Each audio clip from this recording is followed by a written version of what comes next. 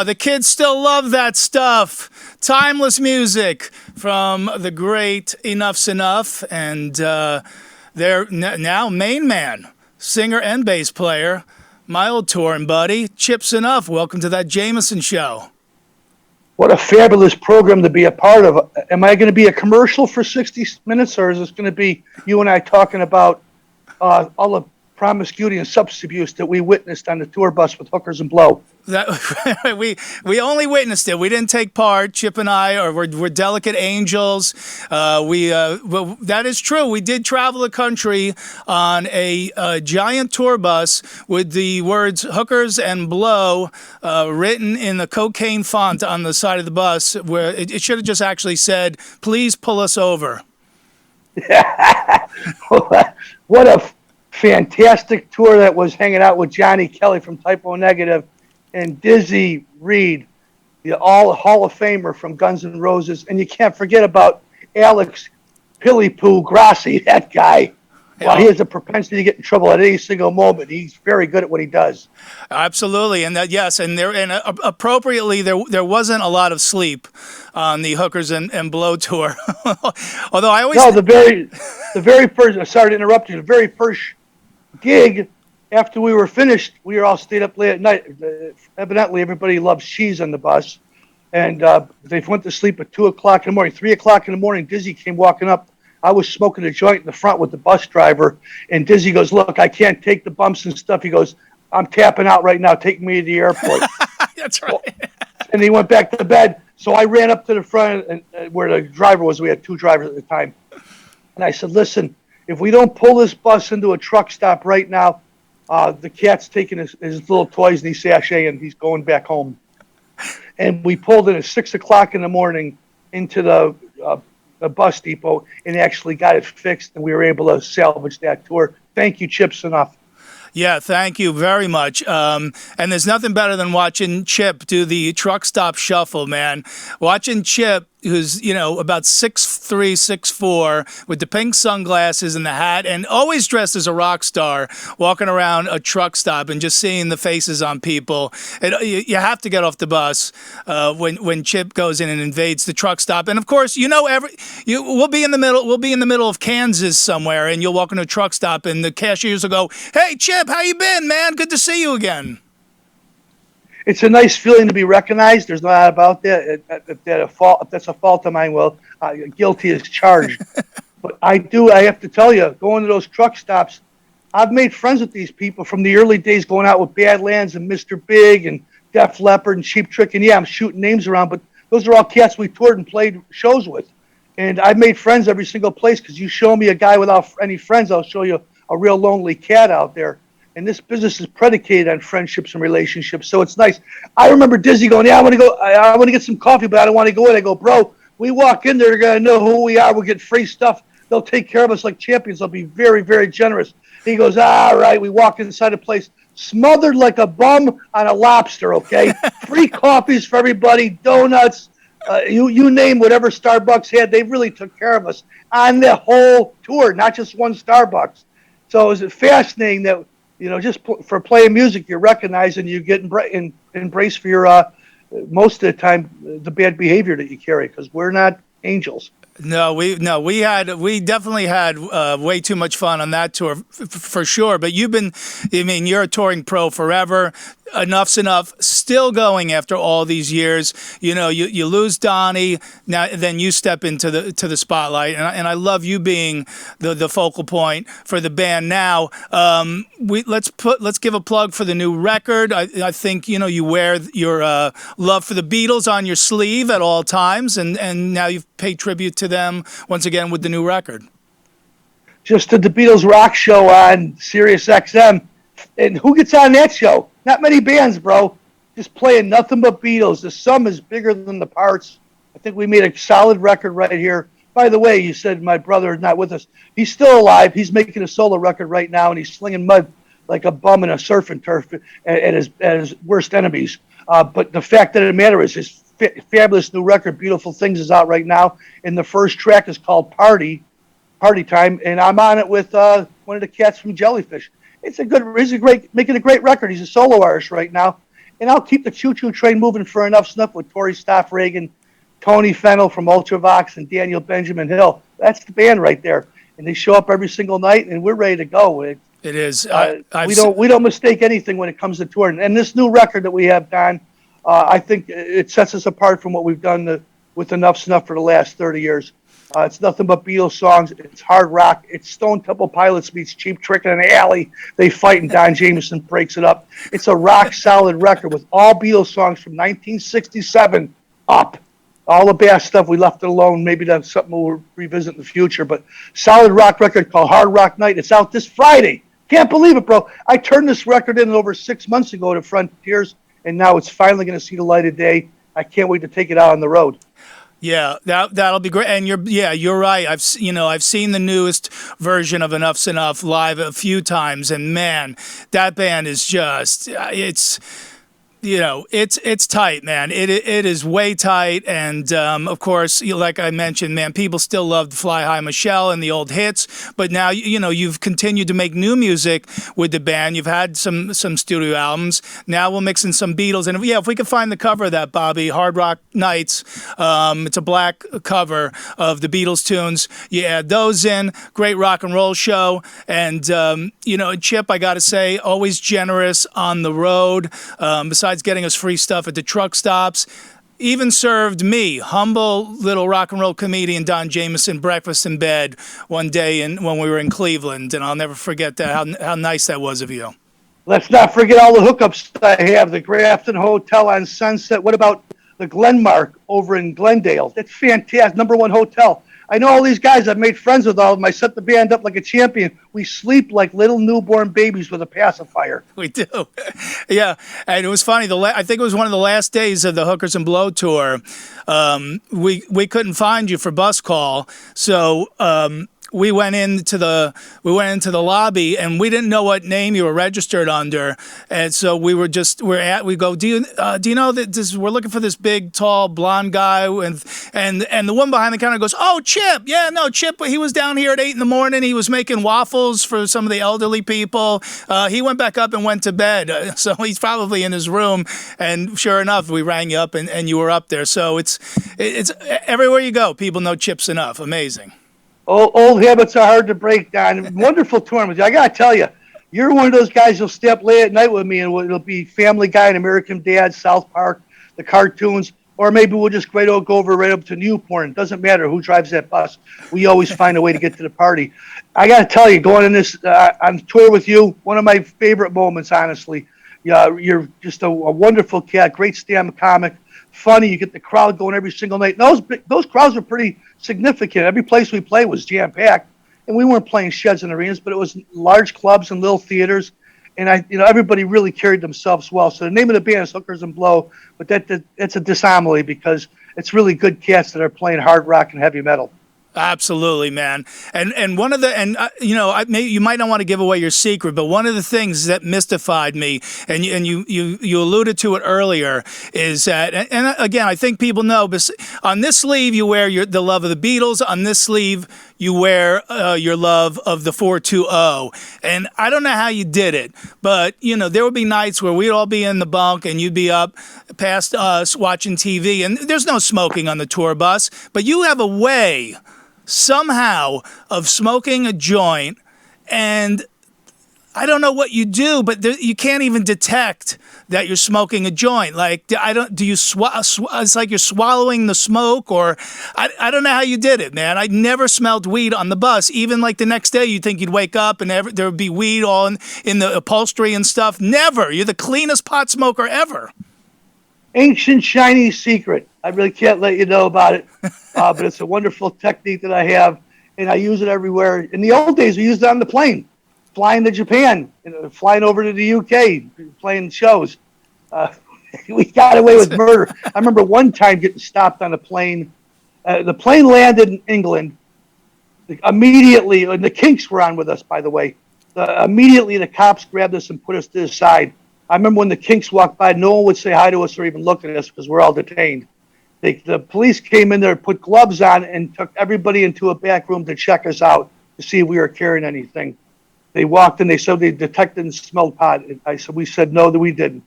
Yeah, you're mistaken, sir. They put us all in the back room one by one. When I got in there, I don't wear underpants, so when I got in there, I pulled my trousers down. They immediately seen my rig and said, "Okay, put your pants back on." I was good. I didn't get the glove, thank goodness, because I was the guy that was puffing. So we got through that somehow. There was many moments where we would smoke and people go, "We smell something, but we can't find it." And it's an old, like I said, it's the old secret. I just got to keep it to myself. I don't want to blow that because I've been using it for 35 years. See me at a show, and I'll tell you exactly what the old ancient Chinese secret is. Yeah, and if you're really nice, he might show you his rig as well. But I don't know about that because there might be a conflict of interest right there. Plus, it's pretty frightening. It's like a little baby arm. But the fact of the matter is, at the end of the day, I walk around proudly.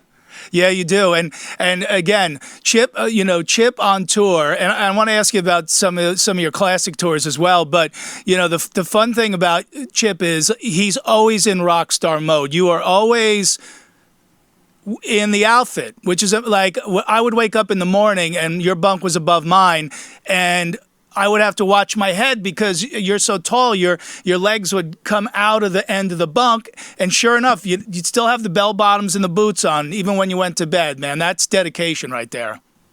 Steven Tyler said it best, and we owe it to the fans to show some discipline and show up on stage performing and singing well and looking like the guy. And when you let yourself go and there's no anybody helping you out to guide you, it's pretty easy to fall off the path.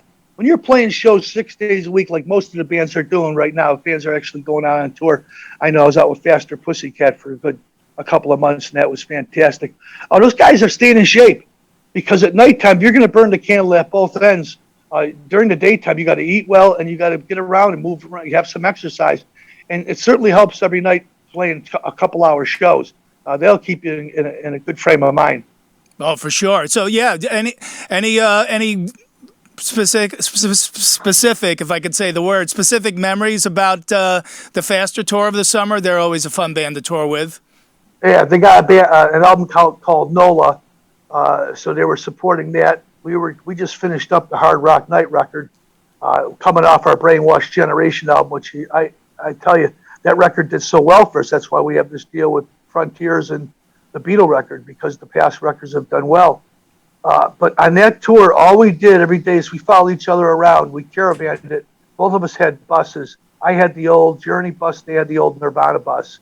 It was a lot of fun hanging out with them, but I never went on their bus one time. There was a lot of rules and regulations and restrictions and mandates. Everybody wanted to be safe and make sure this tour could go, because we were the human guinea pigs of tours for the summer. Not many bands were touring at that time. Only the big ones were making the huge chippy poos. There was not a lot of club tours, not a lot of theater tours. So every single day, we just plug in, all of us playing through the same rig every single night, make it real simple for production. And the fans would show up every day, throwing pot at the band, tons of gifts. Everybody missed rock and roll for that year and a half. We really certainly suffered during these unprecedented times. And that was just a small open window of what to expect when things do get better, because the fans every night were out of their minds in every single town: Boston, Detroit, Philadelphia, New York, Los Angeles.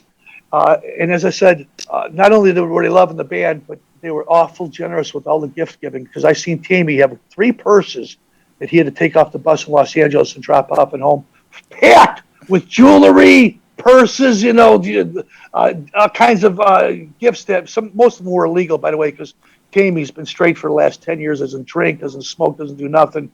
But the fans were really out of control this time with their generosity. I hope I see that in the next tour as well.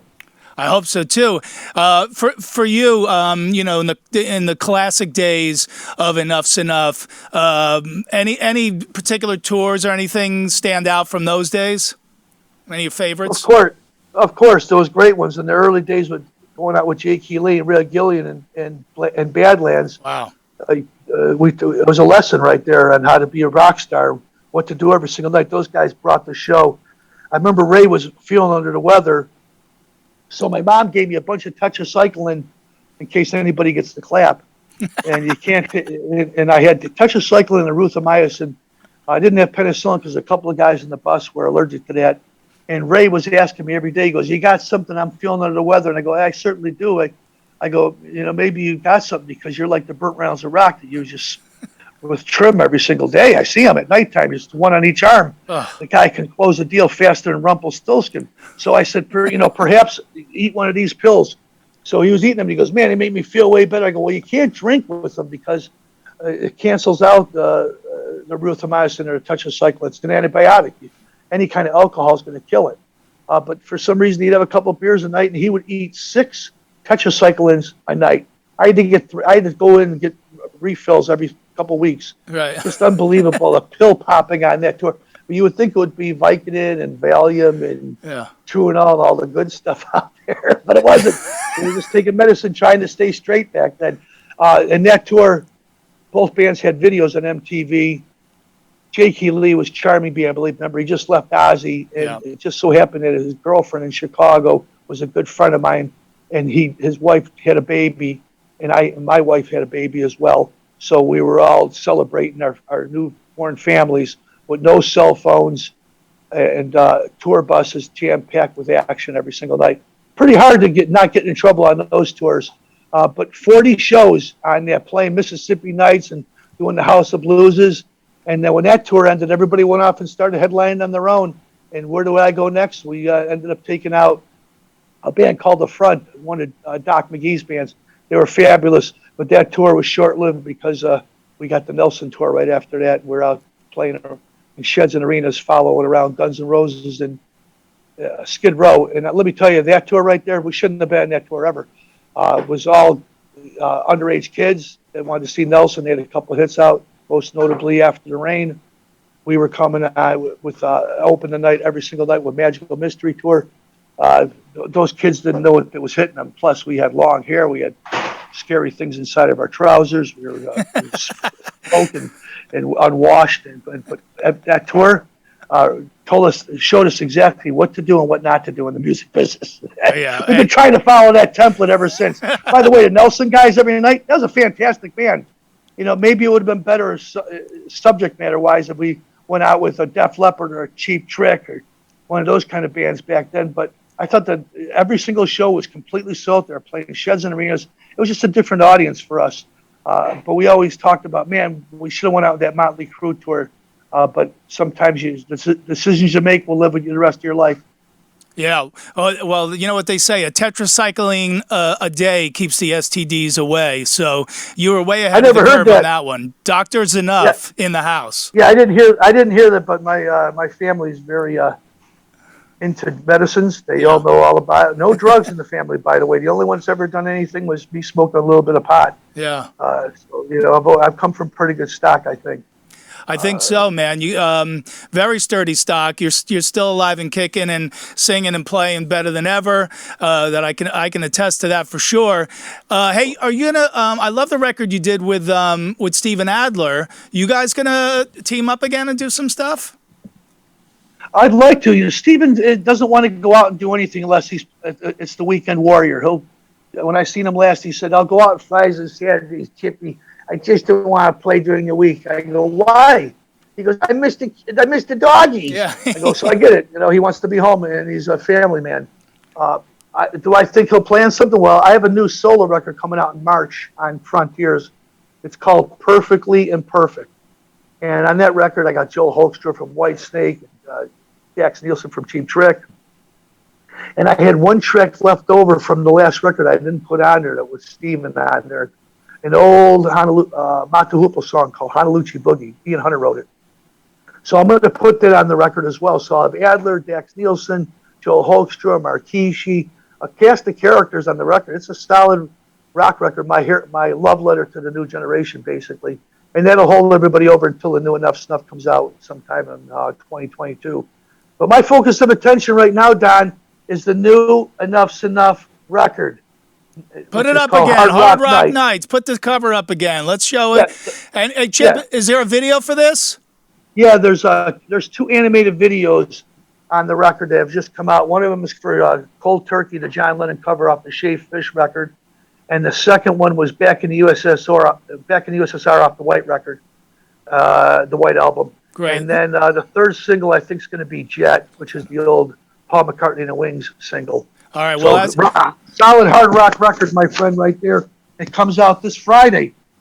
I'm excited for you. I'm excited for the solo stuff coming down the pike. And as we say goodbye, we're going to play this video back in the USSR to end the show. I appreciate you jumping on with me, Chip, as always. Give my best to Mrs. Z'Nuff. And I hopefully will see you on the road, my brother, soon. Mr. Jamieson, she's writing the Jack Russell book. When she's finished, she'll want to come on the program and hang out with you cats. And she's not afraid to talk about anything. I know that. No rules with her. She looks great in the handcuffs, by the way. Thanks for talking to me, bro. God bless you in the show. Very lovely woman. That's right. Thank you, Chip. We'll talk to you Thanks, later. bro. Yes, Chip always generous with his time and his. I've been to his home in Chicago. His wife is wonderful.